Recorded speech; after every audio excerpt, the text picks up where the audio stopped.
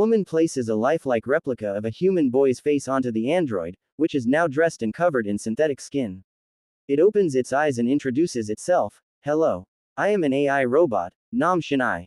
Tears fill the woman's eyes as she gasps, Shina, I've missed you so much, but, Nam Shinai steps forward and puts his arms around her neck, and she hugs him as she lets her tears fall. The same woman, Rora, stands on a stage in front of a projection calling her, the Korean Einstein of artificial intelligence. She gives a speech explaining her goal to create an android that can't be distinguished from a real human being, displaying a picture of a boy on the projector behind her. A tiny voice rings out from the front row, no, the boy whose picture is on the screen stands to protest that he's a person, not a robot. Rora affectionately introduces him as her son, joking that she sometimes wishes he were an obedient robot. Shin says cheekily that he's a person who doesn't obey commands, and she fondly threatens to make a robot that looks like him someday, but he just retorts that he likes daddy more anyway. After her speech, he asks if she's mad, but she says she's not because daddy likes her the most. Rora's phone rings with a call from her husband, but it suddenly stops, and they look up to see a man standing nearby. Rora's smile drops and she hugs Shin protectively. They're surrounded by several more men, who wrestled Shin from her grasp and throw him screaming into a car. As he's driven away, the first man, Seo Jong-gil, explains that the chairman requested Shin. Rora asks why. When he'd said he'd never accept them as family, she says that's why they don't live in Korea, and that they're only in the country for this lecture. She belatedly realizes that Jong-gil is holding her husband's phone. When she asks why, Jong-gil tells her that's her husband committed suicide, and was cremated last night. In shock, Rora gasps that he was just visiting his father for a few days, then realizes that her son is currently being taken to that very same man. Jong-gil says dispassionately that the chairman has decided to raise his grandson, and that Rora's new bank account balance will be comforting to her. He leaves her crumpled on the pavement, clutching her husband's death certificate. Later she finds her husband's ashes at the columbarium and cries that he must be lonely. She sobs that Shin must be lonely, too, and she vows to get him back no matter what it takes. The following day, Ra drives her car right through the closed gates to the chairman's home, a sprawling mansion overlooking the ocean. She's met outside by Jong-gil and throws the payoff money at his feet. She screams for her son, and Jong-gil motions for his thugs to let her through. Shin comes out, but instead of being happy to see his mother, he says he likes it here and wants to stay with his grandfather. He says he hasn't been threatened, but when Rora tries to take him with her, he yanks away and yells, I don't want to die like daddy. He died because of you. I know everything. Daddy had a hard time because of you. He tells her not to come back, or he'll die, too. While Jong-gil's thugs hold Rora back from following him, Shin goes back to the house and joins his grandfather Chairman Nam. Shin says meekly that he said what he was told to say, asking for confirmation that his grandfather won't do anything to his mother. Chairman Nam growls, that's right. Rora fights to get to her son, until Jong-gil warns, Shin will get her too. Does the chairman ever not get his way? That happened to Youngwoo while fighting him. It's more important that he's alive, than being by your side.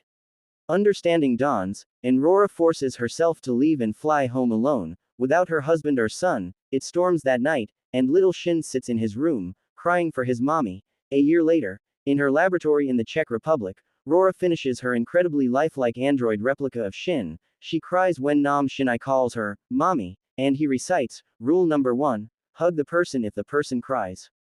He steps forward and hugs Rora, exactly as he's been programmed to do. On his first foray outside, Nam Shinai is flummoxed by the stairs, unable to navigate them by his limited body. Ra finds him crumpled at the bottom of the staircase, and she has to perform some repairs to get him working again. 6 years later, 2004. Seoul, Korea. A 14-year-old Shin sits on a fence, watching his grandfather's horses running in the pasture. In Czech, Rora looks through current photos of her son, deeply affected by how much he's grown. Using the photos, she upgrades the android's body, making it taller and more filled out, and crafts it a new face to match its real-life counterpart. She slides a watch onto the android's wrist, which activates him. He opens his eyes and introduces himself. I am AI robot Nam Shin 2. Oh, Mom, why did you get so short? Ah, he's adorable. Ra explains that he's taller and stronger now. She takes him to the staircase and says that he's capable of walking down them now. After a tentative first step, Nam Shin 2 hops down the stairs easily. He turns back to see her beaming at him, and he asks, how do you smile? I want to smile like you. 11 years later, 2015. Eventually RO Ra invents something called Bio Inc. and submerses an updated android body in it. Synthetic muscle fibers grow over the metal core, and when the android sits up, it marvels at its nearly human movement. With his new face, Nam Shin 3 can move and smile just like a real human being, but at times, seeing Nam Shin 3 makes Rora cry, thinking of her real son who she hasn't seen since he was 8 years old. When he registers her tears, Nam Shin 3 hugs her according to his program, and although she seems a bit comforted, it's clear in Rora's eyes that she's painfully aware that he's not the real thing. 3 years later, 2018 Seoul, Korea. 3 years later, 2018 Seoul, Korea, Nam Shin, now 28 years old, reads an article about his mother on the way to the airport. A team of bodyguards is ready to greet him when he arrives, armed with payoff money in case they have to break the cameras of any paparazzi. Shin gets out of the car, stopping to scoff at a video billboard touting his grandfather's company, PK Group.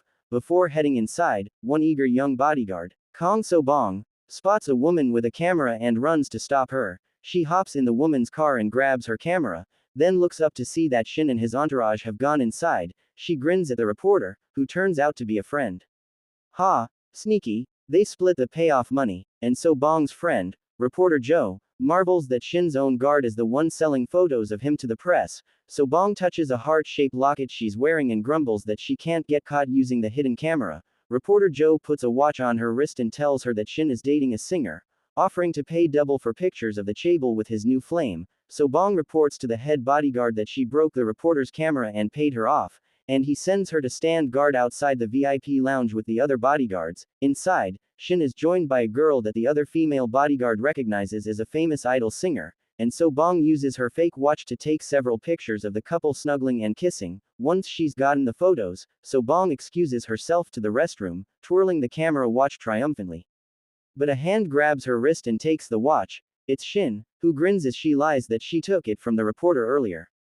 Suddenly he slams it to the floor, smashing it to bits. He growls that the photos that have been posted online recently must be hers. He calls So-bong a liar when she says he's being unfair, and says that he had to kiss a girl he doesn't like just to catch her. So-bong continues to protest her innocence, but Shin yells, "How dare you lie to me?"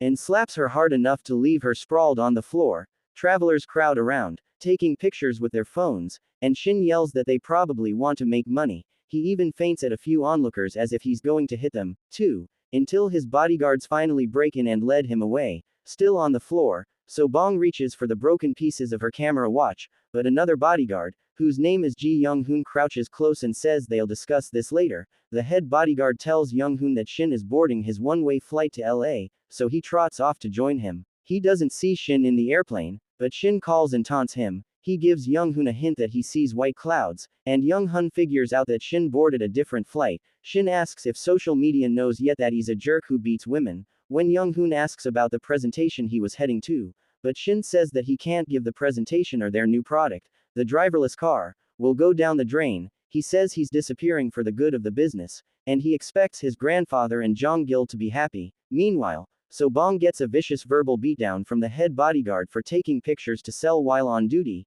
Young-hoon returns to the group and calmly tells him to process So-bong's resignation, and to notify the association so she can't be a bodyguard again. He tells her that he hopes they never cross paths again, though there's no anger in his tone.